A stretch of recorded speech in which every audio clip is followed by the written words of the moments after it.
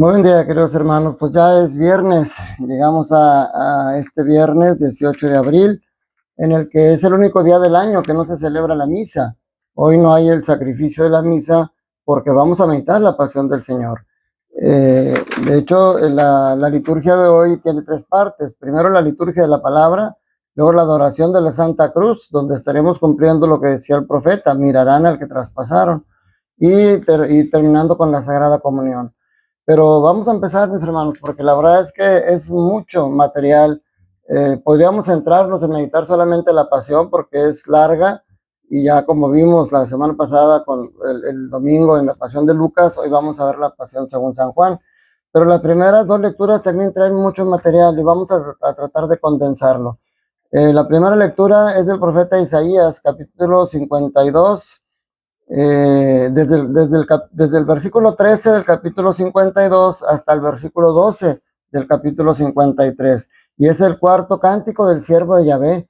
Es el canto más dramático, donde presenta esa figura del siervo que la identificamos con Cristo, porque nos habla del sufrimiento y sobre todo del sentido positivo del sufrimiento.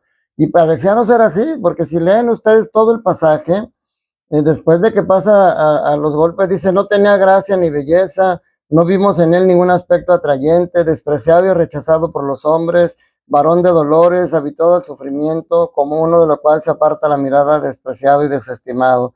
Él soportó nuestros sufrimientos, aguantó nuestros dolores, traspasado por nuestras rebeliones, triturado por nuestros crímenes.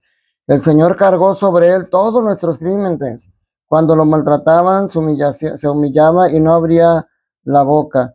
Dice: el Señor quiso triturarlo con el sufrimiento. O sea, si ustedes se fijan, todo está marcado con ese sensación de sufrimiento.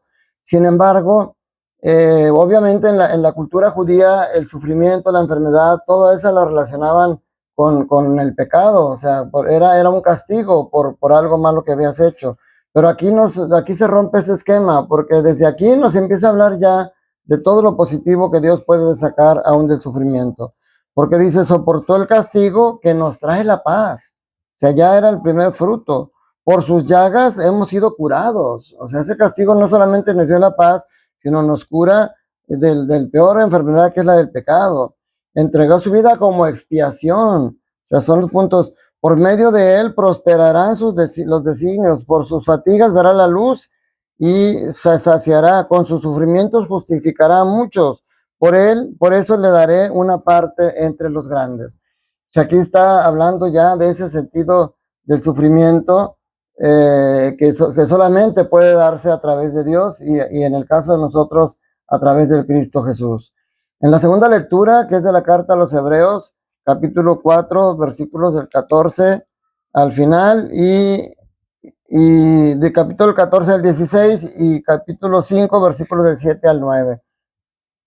Aquí nos está presentando a Jesús primero como sumo sacerdote. Y eso es muy curioso, porque Jesús pertenecía a la tribu de Judá, no pertenecía a la tribu de Leví, que es de donde era la tribu sacerdotal. Aparte, lo menciona como sumo sacerdote, siendo que los sumos sacerdotes fueron los que llevaron a Jesús a la muerte, fueron los que lo acusaron. Entonces, eso aparte, eso obviamente dice: es un sumo y eterno sacerdote, porque los sumos sacerdotes pues eran caducos, y aparte ofrecían sacrificios por los pecados de los demás y de ellos. En cambio, Jesús viene a ofrecer el único sacrificio. Y el segundo punto que dice es que Jesús comparte nuestra condición humana, menos en el pecado, pero comparte nuestra condición humana, un cuerpo frágil. Y por eso dice que aprende sufriendo, aprende sufriendo a obedecer. Y luego dice que aún con lágrimas y en los ojos pedía por nosotros, dice, y suplicaba que pasar que no sufriera el tormento. O sea, que no quería morir, dice aquí la actualidad litúrgica. Y curiosamente dice: fue escuchado. Dice: durante su vida mortal ofreció oraciones y súplicas con poderoso clamor y lágrimas, aquel que podría liberarlo de la muerte, y fue escuchado por su piedad. Y eso es curioso, porque pues finalmente murió. Entonces, ¿por qué fue escuchado? Ese es un misterio que tiene que ver con la obediencia que aquí menciona como obediencia perfecta, la de Jesús, porque la obediencia humana es una obediencia imperfecta. Y aquí el sentido de la obediencia tiene dos tintes, la obediencia humana y la obediencia teológica. Porque en la obediencia humana, si aún ni en esa nosotros somos capaces de aplicarla. Y desde niños, ¿qué pasa cuando le dices a tu hijo, mijo, apaga ya la tele? Sí, ahorita. Mijo, ven para acá, sí, ahí voy.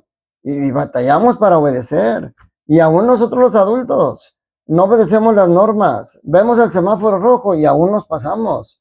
Vemos la fila y nos metemos. O sea, no es fácil la obediencia humana. La obediencia teológica es todavía más dura, porque la obediencia teológica tiene que ver con nuestra salvación. Cuando el Señor nos pide cosas duras para nosotros, como la muerte de un ser querido, como una enfermedad, como un problema, algo que nos haga sufrir, pues ahí, por eso dice que aprendió a obedecer sufriendo y llegó a la perfección a través del sufrimiento. Nosotros a través de ese sufrimiento somos purificados. Por eso en el Evangelio de San Juan, capítulo 18, versículos 1 al 19 y 42, habla de eso precisamente también, de cómo esta pasión que vamos a meditar nos trae mucha enseñanza, pero sobre todo nos trae mucha luz con respecto a cómo debe ser nuestra vida.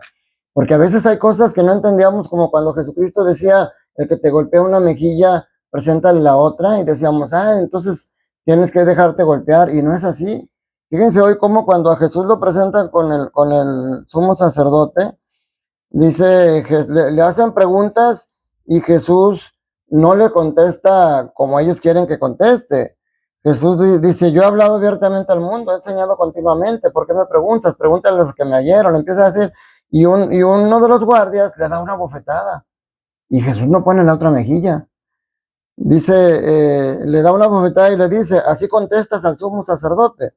Y Jesús le responde, si he faltado al hablar, demuestran en qué he faltado, pero si he hablado como se debe, ¿por qué me pegas? O sea, Jesús no quiere que te dejes golpear, Jesús quiere que defiendas tu dignidad. Y entonces Juan nos presenta aquí el juicio a Jesús, el juicio en el que están los acusadores, que son los judíos, que por eso Juan los presenta como los enemigos, son los que lo quieren matar, pero hipócritas, porque lo llevan a Jesús ante Pilato, pero se quedan afuera, porque si entran al lugar donde está Pilato, van a quedar impuros. O sea, estás cuidándote de no quedar impuro por no entrar a un lugar prohibido, cuando estás llevando al matadero a un inocente. Así somos nosotros cuando entramos a la iglesia dando los golpes de pecho y en cambio estamos juzgando y criticando a nuestros hermanos. Entonces, fíjense qué curioso, presenta Juan a los judíos como los enemigos de Jesús, porque eso es lo que lo quieren matar. Y en cambio a Pilato se presenta como alguien interesado en salvar a Jesús. ¿Sí se dieron cuenta? 3 veces por lo menos Pilato dice que Jesús es inocente y que no encuentra en él ninguna culpa. En el pretorio, la escena sucede dentro y fuera del pretorio, y con dos ambientes diferentes. Dentro del pretorio, Pilato está cuestionando a Jesús, lo está interrogando, y ahí todo está en un ambiente de paz, de tranquilidad. Ahí no hay gritos, ahí no hay amenazas, no hay insultos. Sin embargo, sale de ahí y afuera el griterío, crucifícalo, afuera los acusadores, todo el mundo gritando. Entonces Pilato está entrando y saliendo del pretorio porque vuelve a entrar a seguir interrogando a Jesús y sigue viendo ahí esa olor a inocencia de Jesús. Pero vuelve a salir y afuera está el olor a muerte. Crucifícalo, mátalo. Entonces eso demuestra, esa situación de entrar y salir del pretorio representa también el debate que tiene Pilato en su mente. El debate entre seguir sus principios y su convicción de que Jesús era inocente y dejarlo libre, o el debate entre el miedo a perder su poder y su autoridad y mejor mandarlo a asesinar. Y finalmente eso fue lo que le pudo más a Pilato. Fue un cobarde, porque sabiendo que era inocente, prefirió entregárselos para que lo crucificaran. Y luego aquí es bien interesante la postura de Jesús en este Evangelio de San Juan, porque a Jesús no lo presenta como una víctima que pasivamente está sufriendo, que pasivamente está recibiendo, sino lo presenta como alguien que tiene el control, Jesús lo dijo, nadie me quita la vida, yo soy el que la entrego. Y durante varias veces quisieron apresar a Jesús y Jesús escapaba. Y en esta vez no, se dejó guiar, se dejó conducir como profetizó Isaías. No quitó la espalda a los que lo golpeaban, no quiso ir para ningún lado. Incluso en esta pasión de San Juan, también Juan quiere presentar a Jesús desde ese punto como el vencedor, como el que tiene el control, como un soberano, no como el pasivo, no como el sufriente, porque de hecho San Juan no pone el pasaje de Getsemaní, no lo presenta con ese llanto, con ese sudor de sangre, con ese temor de muerte, no lo presenta de esa manera. Juan quiere resaltar la dignidad y todo lo que era el control que Jesús tenía sobre la situación. Las burlas y las torturas de la muchedumbre también aquí se minimizan, o sea, no se presenta tanto esa situación. Jesús no muere solo. En las otras se da la sensación de Jesús morir abandonado, pero aquí Juan resalta que Jesús no muere solo. En la cruz, aparte de otros seguidores, están dos personajes importantísimos para él: María, su madre, y Juan, el discípulo amado, que están ahí a su lado hasta el final, siempre acompañándolo. Incluso las expresiones que dice al final Jesús dejan claro que él era el control. Y lo de la soberanía, en esta vez es cuando Jesús más representa eso. Perdón porque me lo brinqué, pero me regreso un poquito. Cuando Pilato le dice, con que tú eres rey, dice, tú lo has dicho, soy rey. Ahí ya no lo niega. Incluso dice, mi reino no es de este mundo. Si mi reino fuera de este mundo, mis servidores habrían luchado para que no cayera yo en manos de los judíos. Pero mi reino no es de aquí. Y le dice, con que tú eres rey, tú lo has dicho. Yo soy rey. Yo nací, vine al mundo para ser testigo de la verdad. Pero cuando Pilato lo quiere seguir interrogando, Jesús calla. No vas a entender. Dice, ¿de qué caso tiene que yo te siga hablando si no lo vas a entender? Entonces, nos regresamos acá, donde vemos cómo Jesús en la cruz, las palabras que dice. Lo primero, por ejemplo, perdónalos, porque no saben lo que hacen, pues es el mensaje de misericordia que trae Jesús. Pero las palabras finales, aquí yo quiero centrarme, porque dice al final, todo está cumplido. ¿Qué significa esa frase, todo está cumplido? Es una frase que expresa a alguien cuando ya ha cumplido una meta, cuando ya ha tenido éxito en la misión que le dieron, no en un perdedor. Cuando tú estás realizando un proyecto en tu trabajo y al final termina todo muy bien, dices, uff, ya cumplí, misión cumplida. Todo está cumplido, quiere decir, ya cumplí el encargo que mi padre me dio.